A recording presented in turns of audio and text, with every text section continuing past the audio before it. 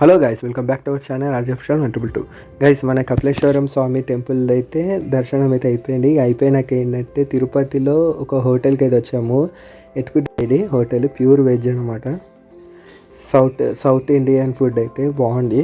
మేమైతే విన్నాము చూడండి. నేను ఇంకా మా అన్న వాళ్ళు అయితే విన్నాము. నేను ఆర్డర్ చేసిన ఏంటంటే సౌత్ ఇండియన్ థాలీ అనమాట. దీంట్లో టూ టైప్స్ ఆఫ్ థాలీస్ ఉన్నాయి. నేనైతే ఆర్డర్ చేసింది ఇదే.